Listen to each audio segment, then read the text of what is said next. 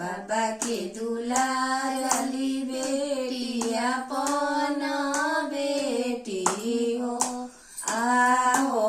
बबे दिहले डालावा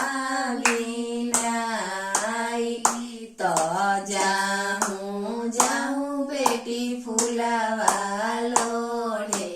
आहो चचे दिहले डालावा बिनाई त जाहूँ बेटी फुलावा लोढ़ो त बेटी डूबी गईली हो आहो सुतेली बेटिया चारा